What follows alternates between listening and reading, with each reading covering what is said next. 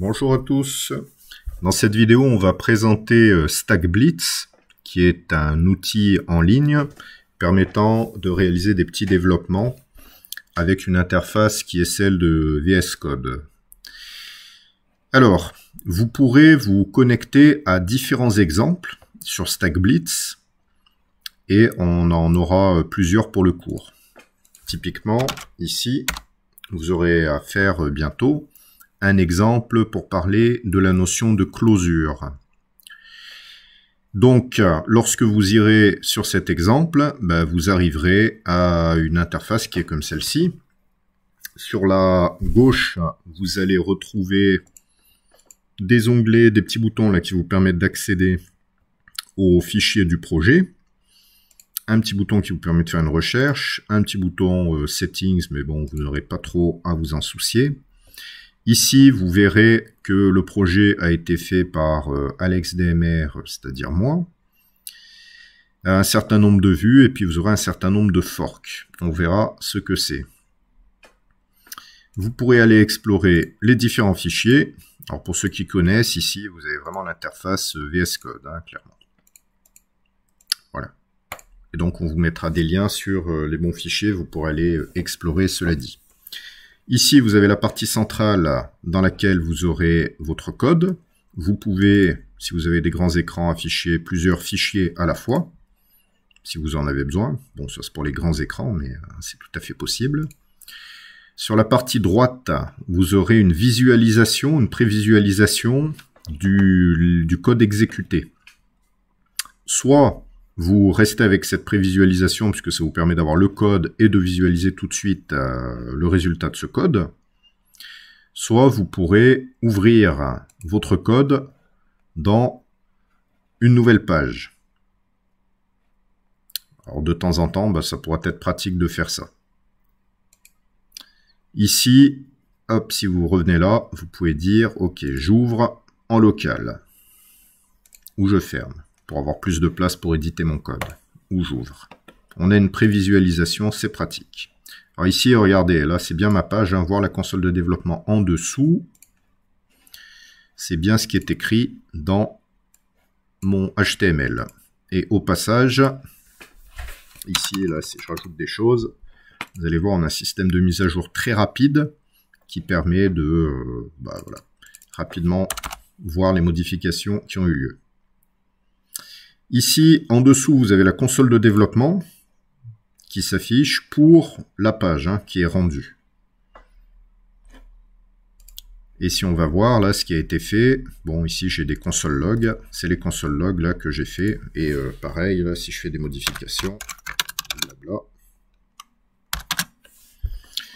ça réexécute le code à chaque modification, même si vous ne sauvez pas, et vous avez l'affichage. Ok, donc vous devrez faire des exercices en utilisant StackBlitz.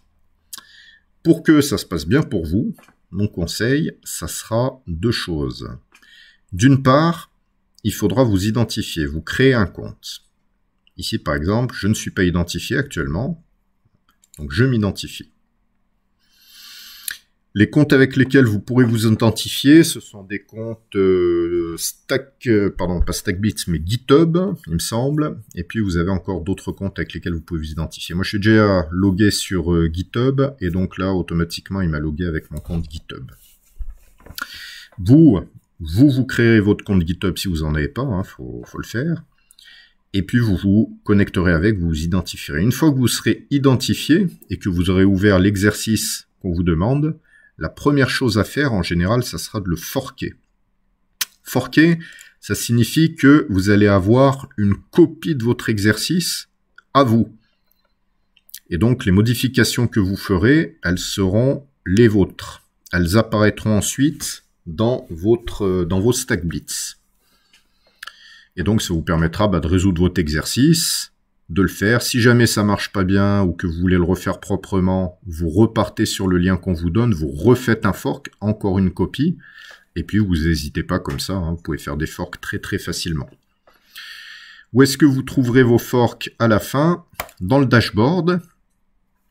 Donc vous cliquez pour aller sur le dashboard, Alors au passage dans le dashboard, hein, vous voyez que vous pourrez créer des projets avec tout un tas de technologies web, que ça soit de l'Angular, du Vue.js, TypeScript, RxJS, du JavaScript basique, du Node.js même, voilà. Tout un tas de technologies front-end, des technologies back-end, des full stack, etc. Alors là, vraiment, vous avez un outil qui est très très bien pour essayer rapidement beaucoup de technologies avant de les installer en local et de faire un développement sur vos propres machines. Bon, voilà. Vous aurez aussi les projets que vous avez faits. Là, par exemple, vous voyez, j'ai fait theme.js à closure, forked. Il génère un nom automatiquement. Je peux me rendre dedans. Une fois que vous l'avez fait, si le nom vous déplaît, bah, vous pouvez le changer. Hein. Et c'est démo. Hop. Et voilà. Et si vous revenez donc sur votre dashboard, hein, j'aurai un joli theme.js à closure et c'est démo. Ici, vous aurez tous les projets que vous avez créés. Vous pouvez aussi vous les partager, etc. si jamais vous travaillez avec des collègues. Voilà, alors j'ai fait le tour, je pense. Les éléments vraiment les plus importants, c'est de ne pas oublier, lorsqu'on vous donne un lien pour aller sur le StackBits, de vous identifier, de faire un fork pour travailler sur votre propre version du projet, et puis ensuite vous vous retrouvez en fait avec l'interface de VS Code, hein, grosso modo, avec l'autocomplétion de code, tout ce qui va bien, et puis un petit outil qui est sympathique là, la prévisualisation de la page web, hein, de ce que ça donne, votre page web directement, sans avoir forcément à ouvrir une nouvelle page, ce que vous pouvez faire quand même si jamais si vous voulez passer en plein écran. Auquel cas, bah, vous avez votre pleine page, vous ouvrez vos outils de développement, vous voyez votre console, vous pouvez explorer à ce moment-là les éléments, un truc que vous ne pourrez pas faire avec ça. Là, vous avez une console qui est simplifiée. Ici, hein, grosso modo, on a juste vraiment la partie console des outils de développement. Vous n'avez pas l'explorateur d'éléments, de réseau, de performance, etc.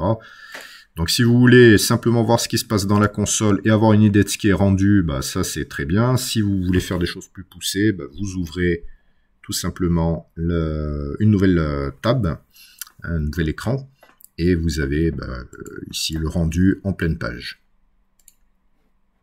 Voilà. Eh ben, je pense qu'on a fait le tour. C'est riche et c'est un outil vraiment que je vous conseille de prendre en main, qui sera très utile pour tester à la fois les exercices qu'on vous donne dans ce cours, mais aussi tout un tas d'autres techniques. Hein. Si vous êtes un petit peu curieux, vous voulez voir comment on fait de l'Angular, comment on fait du React ou du Vue ou du Next.js, bah vous n'hésitez pas. Vous allez pouvoir en faire facilement avec StackBlitz. Voilà, un très bon outil à prendre en main, donc bon courage à vous pour la suite.